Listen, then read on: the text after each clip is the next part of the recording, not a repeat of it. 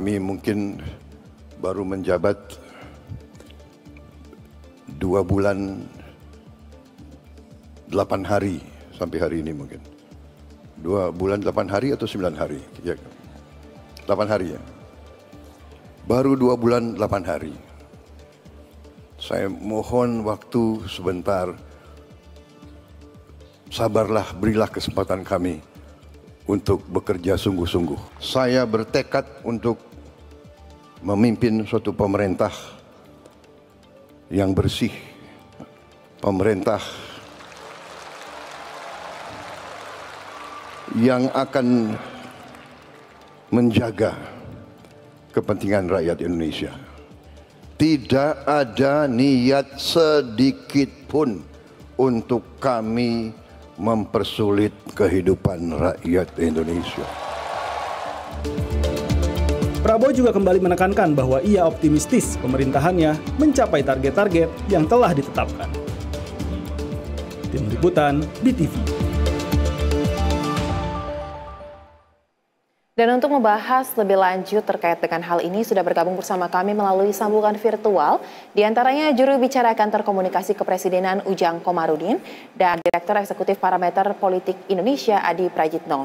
Selamat sore Kang Ujang, Mas Adi. Selamat sore, Mbak Soza. Assalamualaikum, Mas Adi. Waalaikumsalam. Terima kasih meluangkan waktunya bersama kami di Berita Satu Utama. Saya mau ke Kang Ujang terlebih dahulu deh. Kang Ujang, kalau kita simak kan dari pernyataan Pak Presiden tadi di paket pengantar, ia mengatakan seperti ada yang mendesak, meminta agar hasil kerja dari Kabinet Merah Putih ini bisa segera dirasakan oleh masyarakat. Nah, pertanyaan saya, apakah memang benar ada pihak-pihak tertentu yang sepertinya menekan Presiden untuk ayo kerja lebih cepat agar hasilnya lebih dirasakan. Makanya Presiden mengeluarkan statement baru 2 bulan kerja kok, tunggu, lebih sabar. Seperti apa sebenarnya Kang Ujang? Ya Mbak Soza, yang pasti Pak Presiden berkomitmen ya untuk bisa merealisasikan janji-janji kampanye. Itu ada 8 misi atau dalam yang sering disebut Astacita, lalu ada 17 program prioritas, dan ada program PHTC, program hasil terbaik cepat, itu ada 8. Nah, inilah yang sekarang sedang disusun, sedang dirancang untuk bisa direalisasikan secara bertahap, secara berkesinambungan, sehingga betul-betul program tersebut bisa dirasakan oleh publik, oleh masyarakat.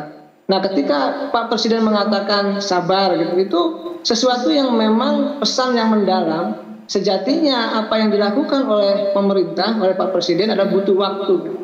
Kesempatan yang tentu didesain agar sedemikian rupa program-program tersebut bisa dinikmati oleh rakyat Indonesia.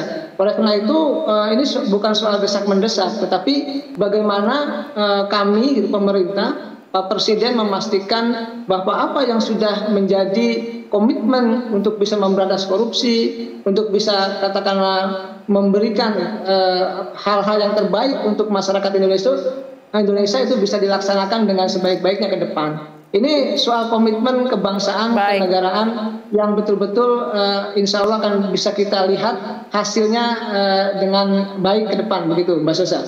Baik, soal komitmen yang akan ditunaikan ya, bukan karena perkara desak-mendesak. Nah, tanggapan mungkin dari Mas Adi, jika Anda melihat statement Presiden Prabowo Subianto tersebut, apakah ini memang suatu penegasan atau ada hal lain yang menjadi pemantik sehingga akhirnya statement ini keluar? Analisa Mas Adi seperti apa?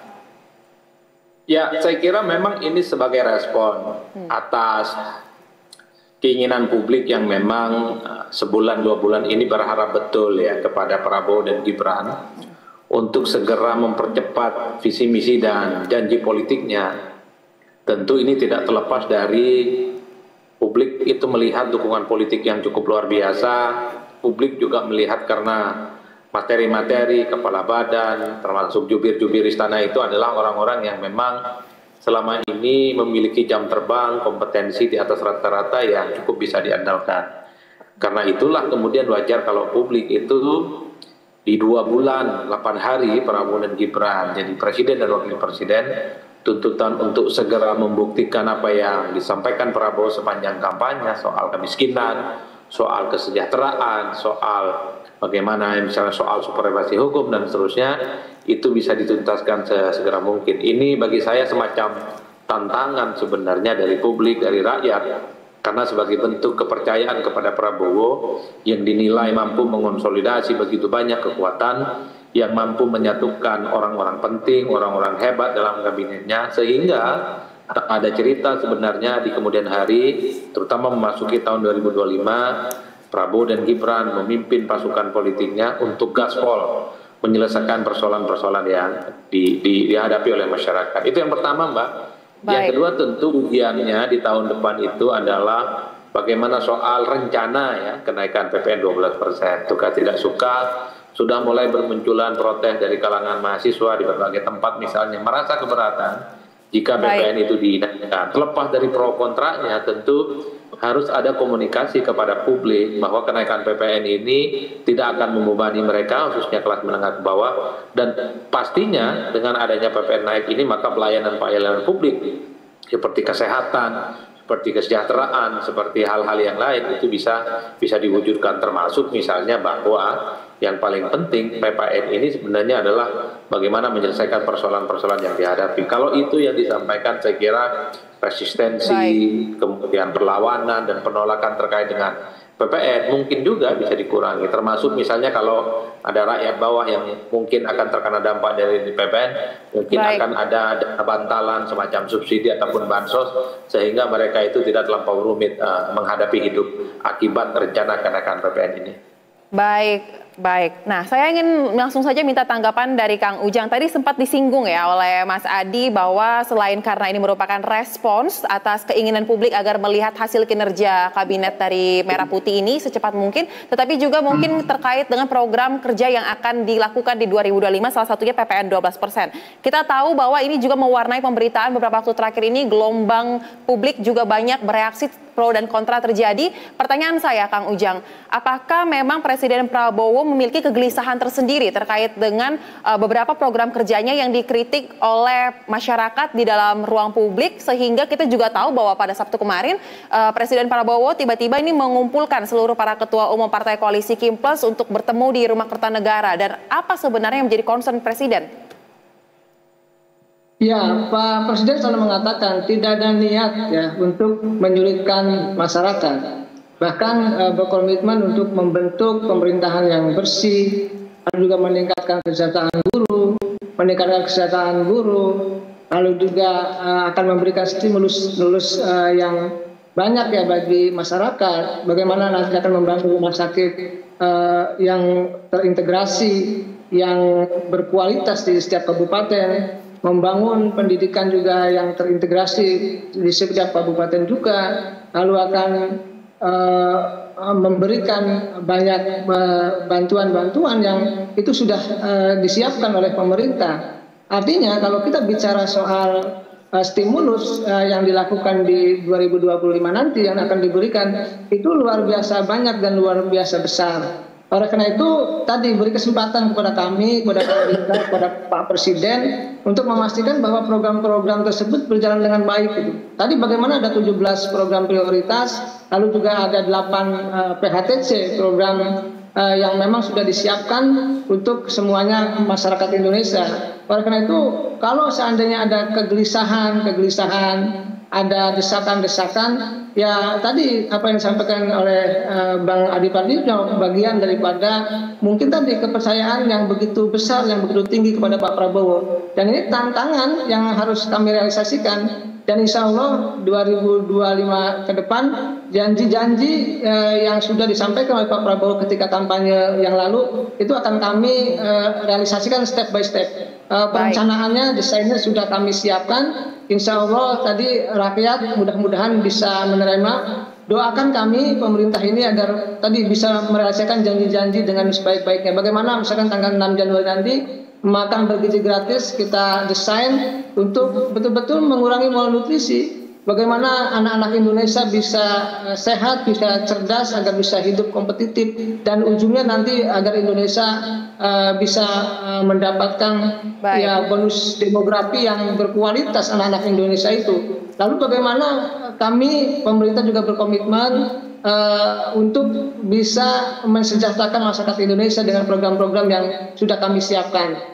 Tadi sebagian sudah saya jelaskan bagaimana swasembada pangan juga kita bangun, swasembada energi juga kita siapkan, bantuan langsung tunai juga kita akan siapkan. Ini akan insya Allah akan terjadi di 2025. Jadi insya Allah sekali lagi kami memohon doa restu bagi seluruh rakyat Indonesia. Komitmen kami tidak pernah berubah.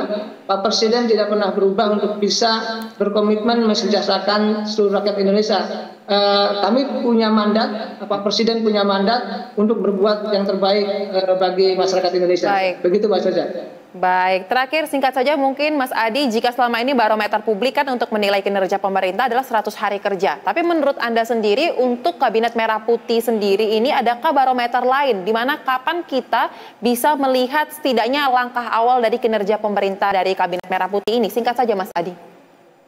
Ya saya kira memang kalau 100 hari terlampau cepat ya, karena bagi saya Pak Prabowo itu kan harus mengonsolidasi kekuatan politiknya. Ada menteri yang dipecah, ada kementerian baru dan kepala badan. Jadi mengorkestrasi begitu banyak badan-badan ini sepertinya memang membutuhkan waktu yang relatif agak lama, tidak cepat. Realistisnya memang paling cepat itu 6 bulan sudah bisa ditagih apa-apa yang sudah menjanji visi misi dan program kerja Prabowo. Dan saya hakul yakin bahwa dalam 6 bulan itu semua konsolidasi, semua kemantapan, rencana dan desain itu dipersiapkan cukup matang. Jadi kalau saya sebenarnya mau berpikir realistis, 6 bulan adalah waktu yang pas sebenarnya untuk menagih bagaimana janji politik Prabowo dan Gibran di 5 tahun yang akan datang. Tapi alangkah lebih mantapnya kalau sebelum 6 bulan itu Prabowo sudah melakukan gebrakan-gebrakan penting, misalnya soal ketahanan pangan, ketahanan energi, nolak impor beras, kemudian impor garam, tidak lagi dilakukan, itu bagus.